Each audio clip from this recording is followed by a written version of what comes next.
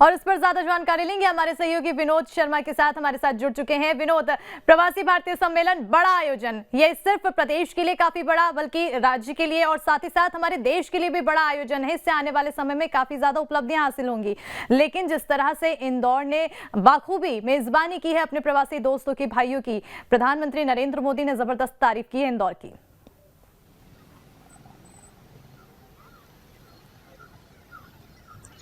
बिल्कुल, देखिए प्रधानमंत्री का जो संबोधन था वो पूरा की पूरा संबोधन अगर हम देखें तो मध्य प्रदेश और इंदौर पर ही फोकस था। जिस तरह उन्होंने अपने संबोधन में बताया कि इंदौर एक शहर ही नहीं बल्कि एक दौर है।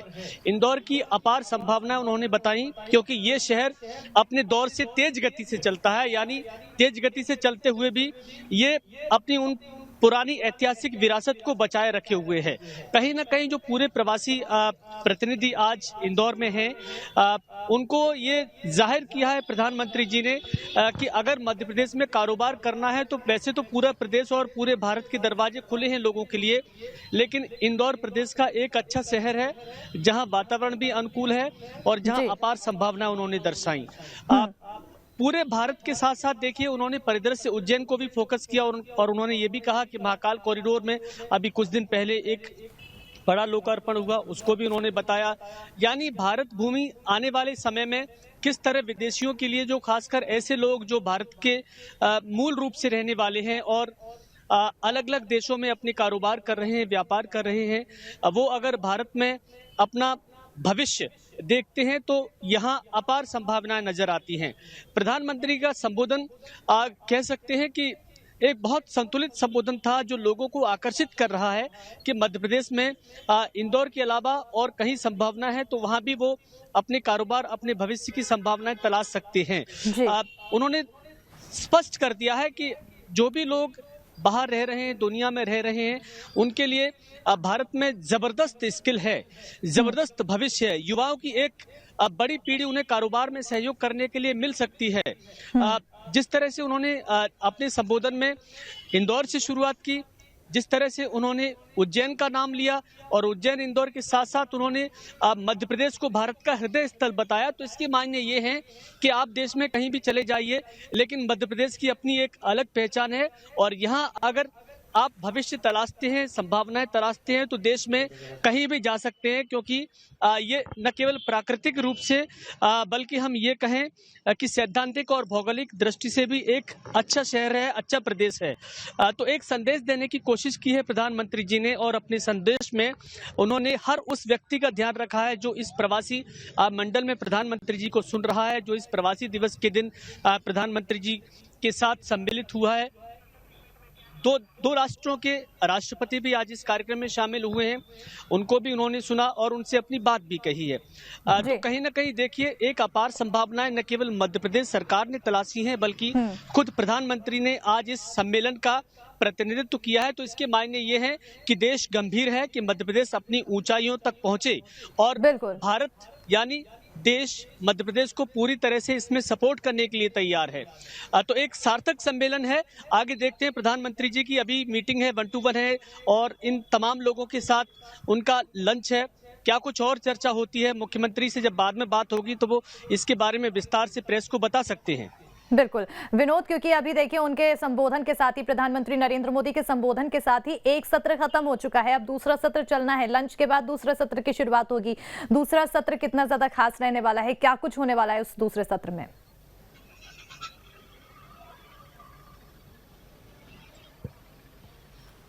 देखिए अब प्रधानमंत्री नरेंद्र मोदी की चर्चा होनी है। ज्यादातर जो प्रवासी भारतीय आज इंदौर के इस कार्यक्रम में शामिल हुए हैं उसमें से कुछ लोगों के साथ 1 to 1 उनकी चर्चा है।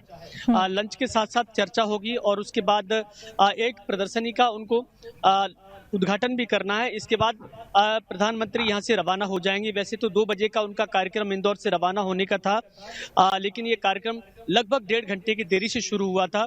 10 बजे प्रधानमंत्री जी पहुंचते तो शायद अपने निर्धारित समय से यहाँ से रवाना भी हो जाते, लेकिन 11:30 बजे के आसपास उनका आना हुआ और उसके बाद ये कार्यक्रम जिस तरह से पूरा शेड्यूलिंग की गई है उस शेड्यूल के अनुसार चल रहा है। तो ऐसा लग रहा है कि प्रधानमंत्री जी भी लगभग 3 बजे के आसपास इंदौर से रवाना होंगे। अब कोई ऐसा बड़ा कार्यक्रम नहीं, केवल 1 to 1 उनकी चर्चा है और लंच है, इसके साथ साथ एक प्रदर्शनी का उद्घाटन है।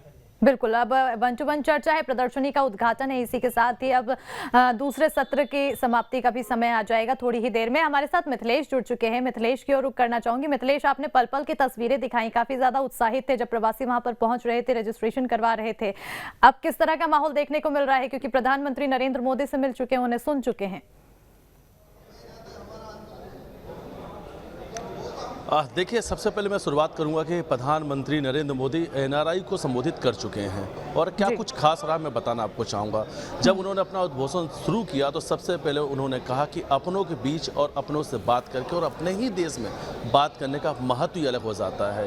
ये हमारे लोग हैं और आज हम सब एक अपने ही देश में बैठकर बातचीत कर रहे हैं, इसका एक अलग ही महत्व निकलता है। खासतौर पर उन्होंने ये भी कहा कि 130 करोड़ की जनता से मैं इनका अभिनंदन स्वागत करता हूँ। और देखिए, प्रधानमंत्री मोदी जी ने आज तो जिस बात का इंतजार किया जा रहा था कि आज वो मूल मंत्र क्या होने वाला है, तो उन्होंने देखिए टूरिज्म की बात की। तो उन्होंने शुरुआत किया कि टूरिज्म के लिहाज से आपको पता होना चाहिए कि मध्य प्रदेश सहित पूरे देश में क्या क्या चीज़ें कहाँ पर है। उन्होंने कहा कि महाकाल लोक, अगर आप यहाँ पे हैं तो महाकाल लोक जरूर जाइएगा, बाबा महाकाल का दर्शन कीजिएगा और आध्यात्म का एक अलग ही आपको अनुभव प्राप्त होगा। इसके साथ ही उन्होंने इंदौर को बताया कि ये देश का दिल है, मध्य प्रदेश की आर्थिक राजधानी है और दुनिया का सबसे स्वच्छ शहर इंदौर है। और इस शहर में आप मौजूद हैं, यहाँ से उन्होंने खान पान के मशहूर छप्पन, सराफा, साबूदाना की जो खिचड़ी इंदौर के लिए फेमस है, सिकंजी और यहाँ के जो खोपरे की कचौरी, तमाम चीज़ों का जिक्र किया। तो ये भी एक छोटा सा संदेश था। उन्होंने बातचीत में कहा कि इंदौर के नमकीन बहुत फेमस है। यानी उन्होंने ये बताया एनआरआईज़ को कि आप लोग अगर विकास के माध्यम से या इंफ्रास्ट्रक्चर के माध्यम से या व्यावसायिक माध्यम से अगर यहाँ पे कुछ चीज़ प्लान कर रहे हैं तो ये सब चीज़ें प्लान कर सकते हैं। ये एक मैसेज था। मैसेज में उन्होंने जिक्र करते हुए बताया कि कौन सी जगह पे क्या खान पान पसंद है और किस तरीके से फेमस है। तो एक आइडियाज था, एक तरीके से बातचीत में एक नवाचार था उनके बातों में ही, और वो एक मैसेज देना चाह रहे थे। खासतौर पर उन्होंने फोकस किया कि जो एनआरआई है वो एनआरआई से जब उन्होंने संबोधन करना शुरू किया तो उन्होंने कहा कि अब जिज्ञासा बढ़ रही है, भारत के प्रति क्यूरियोसिटी, यानी भारत के प्रति अब लोगों की जानने की जिज्ञासा बढ़ रही है। यानी आपकी जो न्यू जनरेशन है उनको आप बताइए, उनको समझाइए कि भारत के अंदर कौन सी चीज़ें क्या है। और बोले ऐसी ही क्यूरियोसिटी उन बच्चों में भी है जो अब की जनरेशन है, वो भी जानना चाहते हैं, जो उनके पूर्वज थे, उनके जो माँ बाप हैं, जहाँ पे पैदा हुए थे, जो उनका देश है, जो उनकी माटी है, वहाँ पे क्या कुछ है। उन्हीं संभावनाओं को तलाशने के लिए या वो सब कुछ जानने के लिए अब वो मध्य प्रदेश में युवा सम्मेलन में शामिल हुए और प्रवासी भारतीय दिवस कार्यक्रम में लगातार ऐसे लोग शामिल भी हो रहे हैं। इसके साथ ही मैं आपको बताना चाहूँगा, उन्होंने चाहे कॉटन इंडस्ट्रीज़ की बात की, टेक्सटाइल की बात की, तमाम ऐसे जो इंडस्ट्रीज़ हैं उसको लेकर बातचीत की। लेकिन सबसे ज़्यादा जोर था कि भारतीयों को आपस में कैसे जोड़ना। वसुधैव कुटुंबकम की उन्होंने बात करी और सिर्फ उन्होंने नहीं, गुयाना के राष्ट्रपति और सूरीनाम के राष्ट्रपति दोनों लोगों ने बात की। तो सबसे खूबसूरत तस्वीर ये थी जब सूरीनाम के राष्ट्रपति ने अपना संबोधन शुरू किया तो जो भारतीय संस्कार है, नमस्कार और प्रणाम, उन्होंने देश के जो प्रधानमंत्री नरेंद्र मोदी को एड्रेस करते हुए कहा कि नमस्कार और प्रणाम। और उसके बाद उन्होंने अपना संबोधन शुरू किया। उन्होंने शुरू के जो 2 लाइन है वो हिंदी में बोला और उसके बाद फिर उन्होंने लीडरशिप पे बात की। और खासतौर पर गुयाना के राष्ट्रपति की बात करें तो उन्होंने बताया कि प्रधानमंत्री के आने के बाद में जिस तरीके से भारत सशक्त बना है, एक बेहतर लीडरशिप की जो परिकल्पना की जा रही थी भारत को लेकर, वो देखने को मिल रही है। बहुत सारी बातें थी जो प्रधानमंत्री से जुड़ी हुई थी, उन्होंने जिक्र किया है और खुल के भारत की तारीफ और भारत की शक्ति और बदलते हुए भारत की बात की और विकास में किस तरीके से भारत का योगदान उनके साथ होगा और ये जो प्रवासी लोग हैं भारत के विकास में अपना कैसे महत्वपूर्ण योगदान दे सकते हैं, इन सब चीज़ों में उन्होंने चर्चा की। साथ ही अगर देखिए भारत को उन्होंने बात किया कि अब भारत के पास स्किल्स है, जो भारत के युवा हैं वो स्किल्स हैं और ईमानदार हैं और मेहनती हैं। उन्होंने बार बार इस बात पर जोर दिया कि अब हमारे पास टेक्नोलॉजी और हमसे बेहतर युवा कहीं नहीं है, क्योंकि हमारी टेक्नोलॉजीज को लोग देख रहे हैं, हमारे युवाओं को हमारे युवाओं के स्किल्स को अब पूरी दुनिया देख रही है। अब भारत के पास एक खुद का एक सामर्थ्य है और भारत को अब पूरी दुनिया अलग नजरियों से देखना चाहती है, देख रही है, इसलिए भारत का नजरिया भी बदल चुका है। इसके अलावा उन्होंने जिक्र किया कि G20 का एक बड़ा आयोजन, G20 का एक बड़ा आयोजन भी होने जा रहा है। बोले 200 लोगों के साथ में मीटिंग होने जा रही है, यानी 200 सेशन होंगे और इसमें चर्चाएं होंगी आने वाले समय में विकास को लेकर। तो बोले ये हमारे पास में अवसर है, ये एक बड़ा अवसर है जब हम अपने और हमारे ही देश में बैठ के हम चर्चा कर रहे हैं। ये सभी हम लोग एक लोग हैं और नए विचार पे, नए आइडियाज़ पे, नए स्किल पे और नए इंडस्ट्रीज पे हम काम करने के लिए एक साथ हैं। तो उन्होंने बड़े आसान शब्दों में समझाया कि देखिए वसुधैव कुटुंबकम की बात उन्होंने की कि जब हम विदेश जाते हैं और हमें कोई भारतीय नज़र आ जाता है तो ऐसा लगता है कि पूरा भारत हमें मिल गया, पूरा भारत से हमारी मुलाकात हो गई। तो उन्होंने एकता वाली बात, जो हमारी यूनिटी है उसकी बात उन्होंने की। जो बिल्कुल यूनिटी की बात की है, हमारे देश में जो युवा हैं वो कितनी मेहनती हैं, उनके स्किल्स के बारे में बात की है। ऐसे में लगातार इन चर्चाओं के बीच विनोद आपकी ओर रुख करना चाहूंगी। आने वाले साल को देखें, क्योंकि 2 साल से जिस तरह से कोरोना की मार थी, अब ये सम्मेलन काफी ज्यादा भव्य तरीके से किया गया। अब इस सम्मेलन के दिशा में हम आने वाले साल को देखें, भारत को, इंदौर को कितनी उपलब्धि हासिल होगी?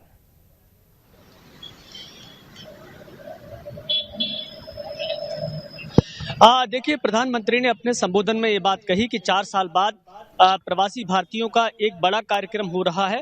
न केवल बड़ा हो रहा है बल्कि भव्य तरीके से हो रहा है और एक ऐसे शहर में हो रहा है जो दुनिया भर में अपनी एक अलग पहचान रखता है। जिस तरह से प्रधानमंत्री ने अपने संबोधन में जोर दिया, उससे ये जाहिर हो रहा है कि सुनने वाले लोगों के मन में कोई किंतु परंतु सवाल ही न बचे। उन्होंने अपने संबोधन में ये कहा कि भारत एक सशक्त भारत बनता जा रहा है। भारत आज हर क्षेत्र में तरक्की कर रहा है, चाहे वो हम रक्षा क्षेत्र की बात करें, चाहे हम युवाओं के क्षेत्र की बात करें, चाहे हम स्किल की बात करें, तो अपार संभावनाएं उन्होंने लोगों की बताई और समझाई हैं। जिस तरह से उन्होंने कहा कि हमारे यहाँ स्किल, जबरदस्त स्किल, यानी युवाओं की एक बड़ी पीढ़ी है जो भविष्य का भारत सजा सकती है, संवार सकती है और अपनी संभावनाएं पूरी करके मंजिल तक पहुंच सकती हैं। तो ये वो सारी चीजें हैं जो प्रधानमंत्री कहीं ना कहीं अपने संबोधन में उन लोगों को बताकर ये जाहिर कर रहे हैं कि दुनिया भर में अब भारत की वो छवि नहीं रही जो भारत पहले कमजोर और अशक्त भारत माना जाता था। आज भारत सशक्त भारत है और हर क्षेत्र में तरक्की खुद ही कर रहा है। तमाम देशों में आज चर्चा होती है, जैसा कि प्राइम मिनिस्टर ने कहा, मोदी जी ने कहा कि देश आज चर्चा करते हैं कि भारत आखिर इतनी सारी उपलब्धियां कैसे हासिल कर रहा है। तो इसके मायने ये है कि यहाँ के लोगों में कार्य करने की क्षमता है। यहाँ के लोगों को अगर मंजिल निर्धारित कर दी जाए तो वो अपनी मंजिल तक पहुंचने में सक्षम हैं। लोगों को अगर थोड़ा सा भी मार्ग कोई बता दिया जाए तो उस मार्ग को हासिल करने में युवाओं की एक बड़ी टीम हर क्षेत्र में सहयोग कर सकती है। तो एक बड़ा भविष्य है भारत का, जिस तरह से प्रधानमंत्री जी ने आज समझाया है।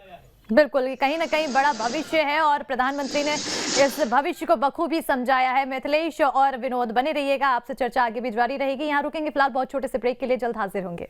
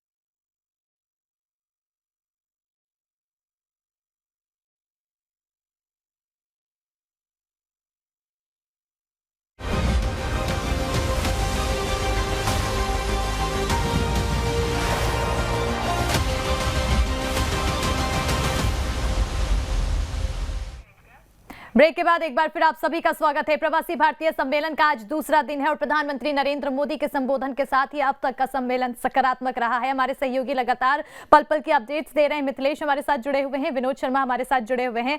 मिथिलेश की ओर जाना चाहूंगी, रुक करना चाहूंगी। मिथिलेश, देखिए अब जिस तरह से प्रधानमंत्री ने तो साफ तौर पर बता दिया है कि हमारे यहाँ के युवा काफी ज्यादा स्किल्स से भरे हुए हैं और काफी ज्यादा मेहनती हैं। युवाओं को इससे कितना लाभ मिलने वाला है आने वाले समय में?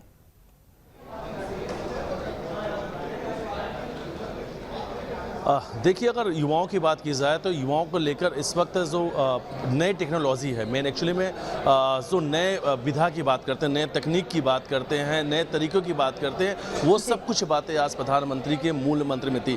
खासतौर पर उन्होंने भी कहा कि जो नया दौर है ये युवाओं का दौर है और इस वक्त के जो युवा हैं उनके अंदर काफ़ी स्किल है। इसीलिए उन्होंने कहा कि ये हमारे स्किल को निखारने का, हमारे स्किल को दिखाने का ये अवसर है। देखिए, जब उन्होंने संबोधन शुरू किया तो खासतौर पर बात में पहले उन्होंने प्रवासी भारतीयों का जिक्र किया। प्रवासी भारतीयों को हर एक चीज़ पहले उन्होंने समझाया कि भारत के अंदर उनका जुड़ाव कैसा है, भारत के अंदर उनका लगाव कैसा है और भारत के प्रति ये जो प्रवासी लोग हैं किस तरीके से भारत के साथ जुड़कर विकास की भागीदारी बन सकते हैं। खासतौर पर देखिए, फोकस था टूरिज्म का, खान पान के शहर का और तमाम चीज़ों को लेकर उन्होंने अपनी बातें रखी।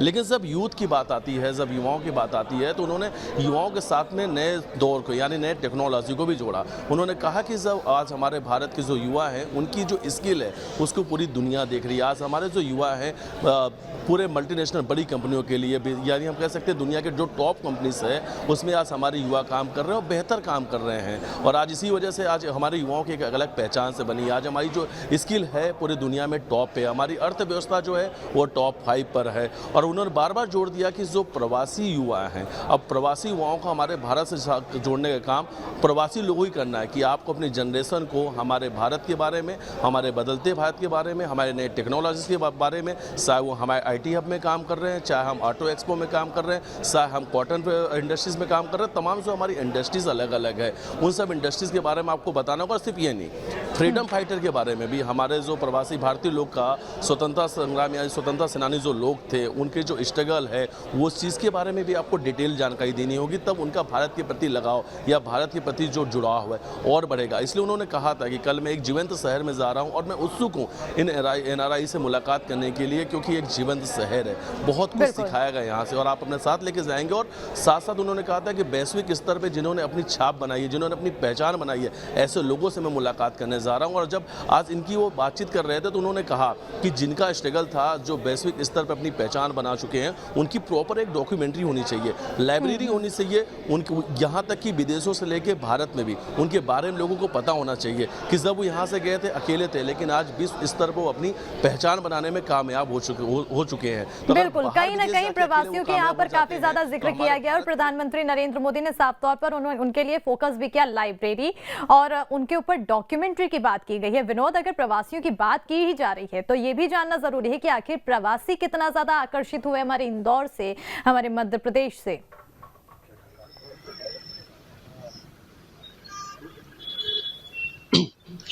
देखिए, बिल्कुल पिछले 2 दिनों से हम देख रहे हैं कि जितने भी प्रवासी जो मूल रूप से हैं तो भारतीय लेकिन विदेशों में किसी न किसी क्षेत्र में बड़े स्तर पर अपने आप को स्थापित किए हुए हैं, उन्होंने इंदौर शहर को घूमा है।